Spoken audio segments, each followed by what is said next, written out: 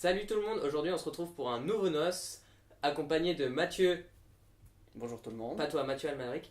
Mathieu Malric, oui. Voilà, aujourd'hui donc on se retrouve pour Barbara, pour ceux qui n'avaient pas compris. Barbara, qui est donc le nouveau film de Mathieu Almaric, qui est plus acteur que réalisateur. Moi je le connais pas, pas... Il Pas- a fait 5 ou 6 films en tant que réalisateur. Ouais, mais sinon, je vais juste citer des films dans lesquels il a joué parce que je n'ai pas vu les films pour lesquels il a réalisé. Moi je m'en souviens plus. Donc Non, pas il du a tout. joué dans le court-métrage Les Gouffres, mais qui n'est pas connu du tout. Sinon, il a joué dans Le Secret de la Chambre Noire, dans Belle Dormant, que vous pouvez retrouver sur la critique. Dans la description. Voilà. Également au casting, on a Jeanne comment déjà Jeanne Balibar, donc qui est une ex-femme de Mathieu Amalric, qui joue le rôle de Barbara, donc de la célèbre chanteuse. Et ce film, Alexandre, peux-tu nous faire un petit résumé parce que j'ai pas compris grand chose. Ça va annonce être, du bois. voilà, ça va être compliqué. On va résumer très rapidement. Alors, il y a Mathieu Almaric qui joue le rôle d'un réalisateur dans le film, Mm. qui a un peu une sorte de fantasme sur Barbara, du coup, qui veut faire un biopic, mais le plus précis possible sur Barbara. Et Sans être un biopic justement aussi, c'est ça qui est paradoxal. non, le avec ce film n'est pas un biopic, mais on va pas rentrer là-dedans. Oui. Hein, lui, il veut faire un biopic dans la fiction. Dans la Enfin, fiction, que oui. dans la fiction. Donc, il veut faire ce biopic sur Barbara. Et du coup, on va plus suivre sur le tournage, en fait, l'histoire de l'actrice. Mais en fait, on va avoir la moitié du film sur l'actrice qui elle, sa vie, et l'autre moitié où ils sont en tournage, et là où elle joue le rôle de Barbara. Et du coup, on est vraiment dans le film qui veut réaliser Mathieu Almaric. Donc, c'est très compliqué. Il y a un film dans un film. Et comme tu as dit le prof tout à l'heure, un de nos profs qui a vu le film, qu'il y a des. L'anecdote est nulle pour vous, je le sais. Qu'à des moments, il y a des images d'archives mélangées Mélangé aux images du film, aux images de Du la film temporalité filmé. du film, en fait, de la temporalité présente du film. Il y a des images d'archives de la vraie Barbara, de la vraie chanteuse. Et oui, du coup, c'est assez compliqué. C'est le pire résumé qu'on ait fait sur cette chaîne. Depuis le début des noces, ouais. Outre que ce soit le pire résumé, du coup, t'en as pensé quoi de cette nouvelle réelle de Mathieu Malric? Je m'attendais à tellement de la merde, mais j'ai tellement eu plein d'étoiles dans les yeux. J'ai surkiffé le film. L'actrice est plutôt Assez joue convaincante. bien, ouais, très convaincante. Et ce qui est encore plus dur parce qu'à des moments, elle doit jouer à des moments quand elle s'entraîne et tout, alors qu'elle est chez elle, elle doit jouer quelqu'un qui joue. Et elle est très forte pour ça. C'est bravo, bravo. Et ouais, la réal qui m'a déçu sur certains points, mais sinon le script, mais combien d'années a-t-il passé dessus? Je ne sais pas. D'années, je sais pas. Je sais pas, parce que mine de rien, sa dernière réalisation, pour le peu que je me souvienne, c'était il y a 2 ans, il y a 2-3 ans. Donc du coup, Enfin, le script peut avoir 20 ans aussi. aussi, oui. Et toi, qu'en as-tu pensé? Alors, j'ai beaucoup aimé cette nouvelle réal de Mathieu Amalric, si ce n'est quand même que je me suis un peu ennuyé à la fin parce que le film m'a complètement perdu en fait, et m'a perdu d'une manière agréable. Pour une fois, il y a beaucoup de. C'est un film qui mérite d'être visionné une deuxième fois pour bien comprendre un peu toutes les nuances que le réalisateur a voulu transmettre. Du coup, j'ai été totalement paumé, et pour une fois, ça m'a fait plaisir. Ça m'a fait plaisir d'avoir un film français très travaillé, très bon, quasiment des points positifs. Et en plus, j'y suis allé sans me renseigner du tout. En fait, je savais juste que c'était Mathieu Amalric qui le réalisait. Donc la surprise fut comme toi, un peu totale. Je pense que si on peut le comparer à un film qu'on a déjà critiqué sur la chaîne, donc qui est sorti cette année, Mm. c'est Song to Song. De Terrence Malick. Voilà, donc toi tu n'as pas vu, je crois, mais oui, tu l'as pas vu. Si, j'ai vu un peu plus tard au cinéma. D'accord. Et qui complète, enfin qui nous perd aussi, dont la temporalité est un peu bizarre et tout. Mm. Mais on a le même sentiment devant, et je pense que encore une fois c'est pareil, c'est soit tu rentres dans le film complètement, soit tu y es pas, et dans ce cas-là le film va te paraître très désagréable. Et paradoxalement, le film ne nous aide pas tant de ça à rentrer dedans, justement. Ah, pour moi si. Ça dépendra de votre ressenti de spectateur. Parce que je viens de dire. Que. C'est ce que tu viens de dire. Le souci, c'est que le film, il alterne, du coup, vu qu'il y a une mise en abîme. Mathieu Malric qui réalise un peu un biopic de la vie de Barbara avec, du coup, l'actrice qui est son ex-femme, enfin, bordel son nom. Et quand, du coup, l'actrice Jeanne Balibar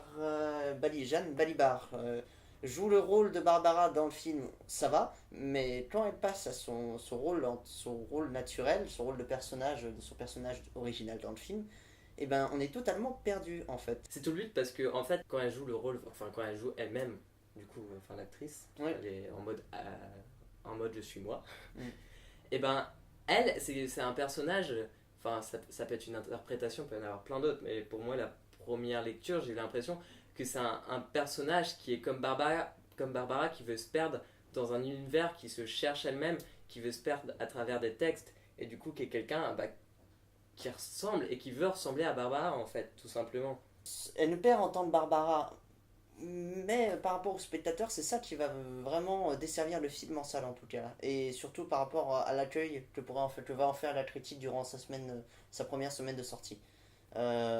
Clairement, il y a des gens qui vont être perdus et ça risque de desservir le film en fait. Auprès du grand public. Auprès du grand public et auprès de la critique aussi. Non, la critique elle aime bien en général. En général. Ouais, la critique est plus sympa sur ce genre de film. Un élément important que tu citais en tout début de vidéo, le fait que du coup il y ait des images d'archives de la vraie Barbara qui ont été utilisées dans le film en fait. Et en fait il y a des scènes qui sont tournées autour de ces images d'archives.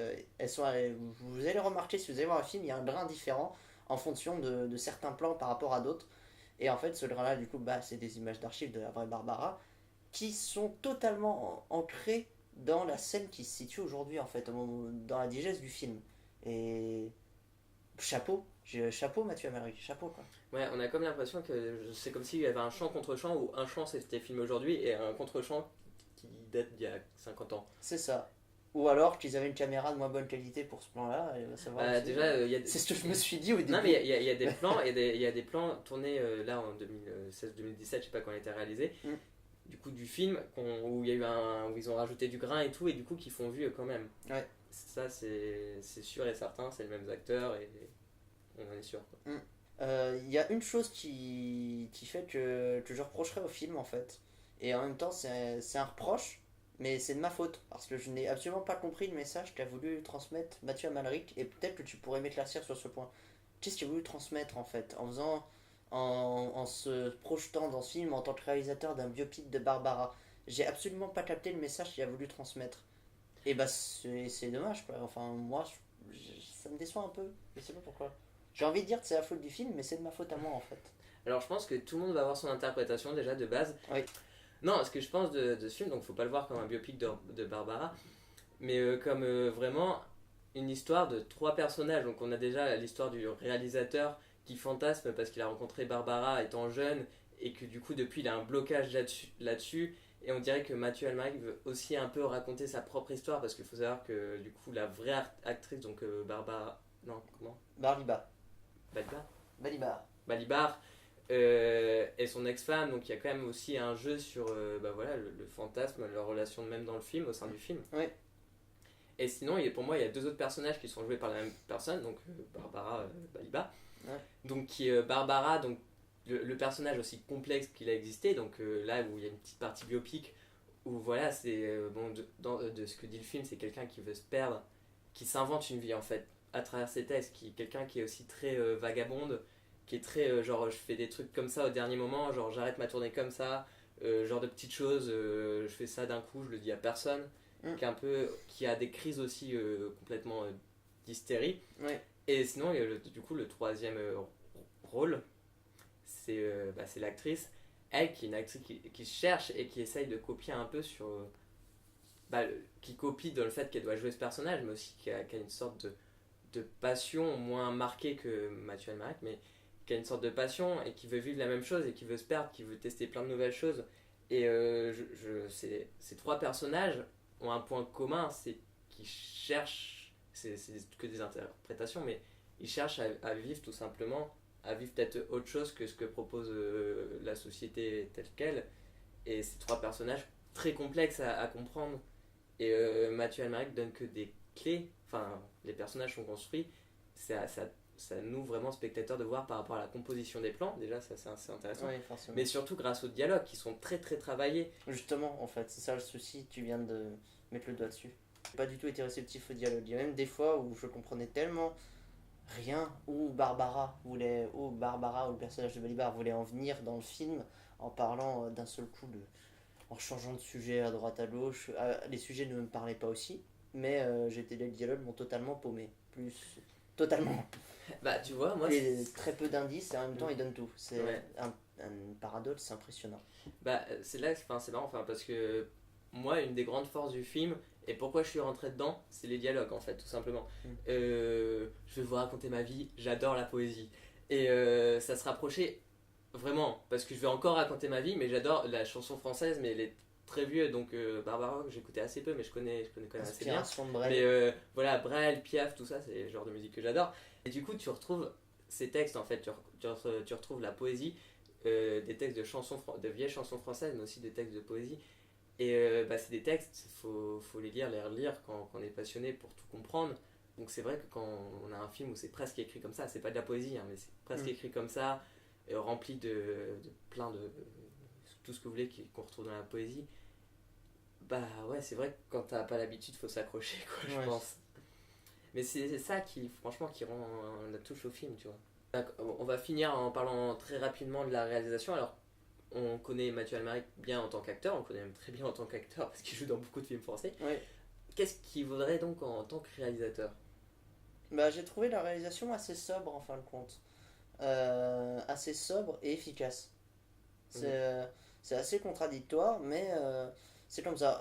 Je pense en particulier à la première scène, une des premières scènes du film où ça se passe dans le studio, où il tourne une scène de la vie de Barbara, et du coup, en fait, la scène dure au moins 15 minutes, et avec les changements de décor du studio, du coup, on a l'impression de voir des coulisses, sauf qu'en fin de compte, c'est nous-mêmes les coulisses, enfin, c'est un bordel son.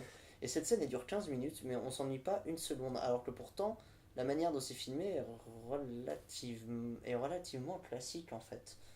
Il n'y a pas de fulgurance sur telle ou telle idée de plan, mais en même temps, ça marche. Il a une manière très classique de filmer, mais qui est tellement poétique, encore une fois, enfin, qui marche tellement. Enfin, genre, on peut parler, genre, il arrive à retranscrire une scène, je trouve, complètement érotique, super bien. Genre, tu sais, avec la sorte de accessoiriste. Oui, Voilà. Cette scène est complètement érotique du début au moment où qui est pas censé être érotique de base dans le bar ouais. au moment où il passe à l'acte, enfin il montre pratiquement rien en plus, et il y a une telle force en- Avec le jeu de lumière à il y a ce il y a moment-là. une telle force même avec les mouvements des acteurs, genre comment réagissent même les habits des acteurs, tu sens que tout ça a été maîtrisé, il y a une telle force et pourtant enfin genre ces plans paraissent vraiment classiques. Donc là, je vais vraiment dire un dernier truc, donc je vais spoiler un plan de la fin. Donc, Donc, l'alerte spoiler à partir de ce on a moment-là. pratiquement rien spoilé jusqu'à là, donc alerte spoiler, donc partez maintenant si vous voulez. Donc, moi, il y a un plan, enfin l'avant-dernier plan, parce que le vrai plan de fin, c'est un plan d'archive, mais le dernier plan du coup, de la fiction, on peut dire, Mm. qui m'a complètement marqué, mais parce que je le trouve magnifique, il fait écho à tout le film, et pourtant qui est tellement moche en soi, c'est juste Mathieu Almaric de dos, qui est face à une porte, et sur la droite du plan, il est là avec une sonnette, et pourtant il a une telle force, parce qu'il fait écho à tout le film. Ce personnage qui a un complexe, qui a un fantasme de Barbara qui est derrière la porte, Mm. et surtout derrière, t'as une bande son qui est complètement incroyable, et où t'as le chanteur qui est parti. Vous savez, des fois les chanteurs français, ça arrive, ils partent, ils font une grosse voix et tout, et là qui gueule vivre, vivre, vivre, et qui est en fait une des grosses problématiques des trois personnages. Oui, Donc là tu viens de me poser une colle là. C'est vrai que ça fait un lien avec le message du réalisateur aussi. voilà, et du coup, c'est là, c'est le plan complètement dégueulasse. En vrai, il est moche esthétiquement, mais il est complet, il fait écho à tout le film, il est poétique et tout. Et du coup, c'est une des meilleures fins que j'ai pu voir cette année au cinéma, je trouve. Est-ce que tu conseilles d'aller voir ce film? Et ben me concernant, je vais aller voir une deuxième fois pour voir un peu tous les éléments dont tu m'as parlé, parce que c'est un film qui mérite d'être vu, quoi. Qui mérite d'être vu tellement il est travaillé. Même si, euh, même si j'ai pas compris grand chose, à force de persévérance, à un moment donné, je vais finir par voir ce que j'ai pas vu. Et bah du coup, toi, je suppose que tu conseilles également d'aller voir ce film dans le cinéma qui est près de chez vous, qui le diffuse probablement. Oh bah tout simplement, ouais, je conseille fortement d'aller voir ce film. C'est un de mes films préférés cette année avec La La Land et Son to Song, donc foncez le voir. Mm. Et personnellement, je regarderai une deuxième fois aussi avec grand plaisir, mais je vais attendre un petit peu quand même, histoire de bien recerner les choses. Voilà. Chapeau Mathieu Malric. Et sur ce, on vous donne rendez-vous pour un prochain épisode de Nos.